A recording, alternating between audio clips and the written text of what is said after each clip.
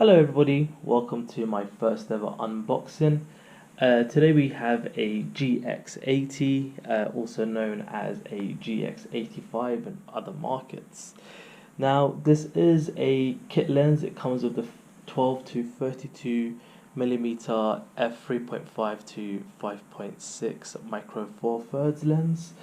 The micro four thirds was actually made in partnership between Panasonic and Olympus back in the, let's say, late 2000s. It can shoot video in 4K, can take 4K photos, and it has this post focus feature. Let's just have a quick look around the box. We've got more of the same information here, a bit more here. So we've got some more features. So it's 16 megapixels.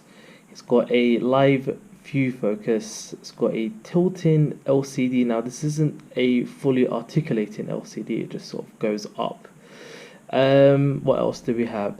So the reason why I actually bought this is going to be my main video camera, is just because of its digital image stabilization, and you could also even get stabilized lens for it.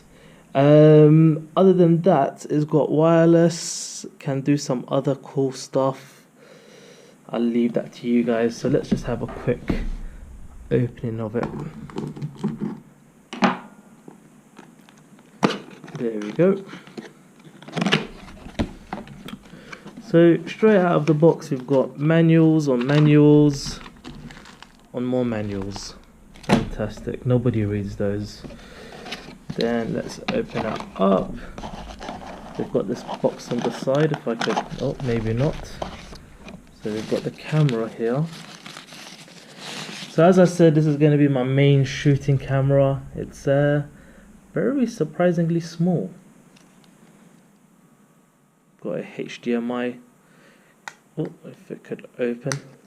Quite tight in there. HDMI with a USB mini USB charging slot. That's the front of the screen, and as I said, the screen is tilting. It could tilt that way. It can also be tilted downwards.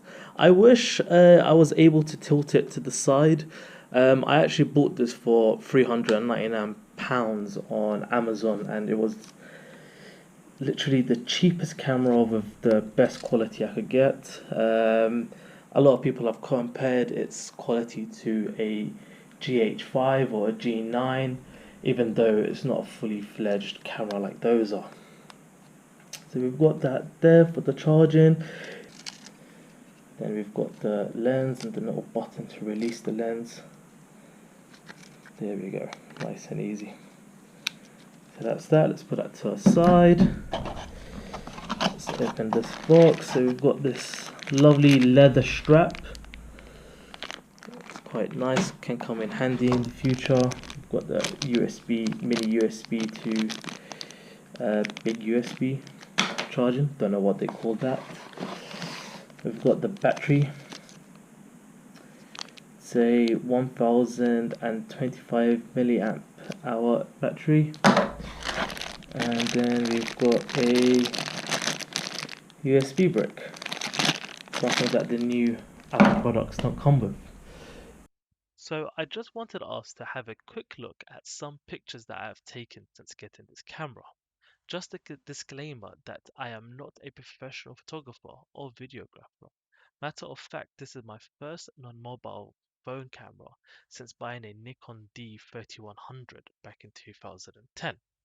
In this picture, I have a very low light image of my NVIDIA 3090 Founders Edition graphics card, which by the way is absolutely amazing. The picture looks okay, but I really struggled to find focus, a common theme with this camera. I should also state that none of these pictures are edited. They are straight from the camera in JPEG format. I decided to spend my lunch break at work walking around and taking photographs in a local park. I think this picture turned out well. The dark greens at the back look a bit washed out, but I'm sure some corrective work could easily fix that. The 12 to 32 millimeter kit lens on this camera is absolutely amazing. Its ability to blur things out in the background and do some basic bokeh type effects is really cool for a kit lens. It is an f3.5 to 5.6 with optical stabilization included. At this price range, the real star of the show is the kit lens. It is an absolute bargain. This picture was taken using the IA mode, which is the automatic mode on this camera. It immediately picked up that this was an animal and it adjusted the settings so that the squirrel is in focus and I was able to take the picture before the squirrel ran away. In this picture, you can see that the camera has really good dynamic range. It's really interesting to take a picture like this on such an overcast day.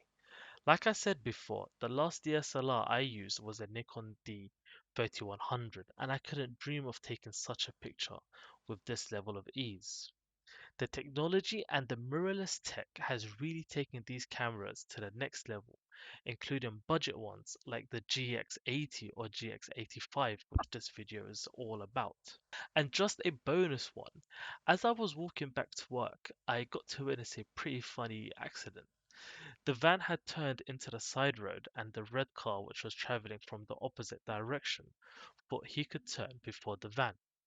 Obviously he couldn't, so he hit the van and came out shouting at the van driver, even though it wasn't the van driver's fault. Funny enough, the van had no visible damage, while the red car's front bumper and headlights were all on the floor.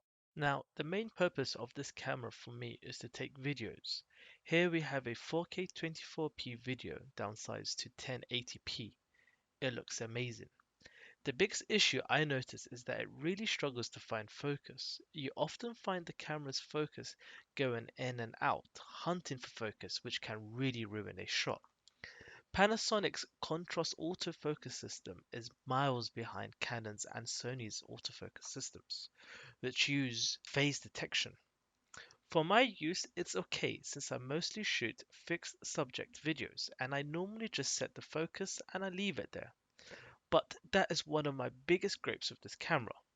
Another is the lack of a microphone port. I think Panasonic really missed the mark here.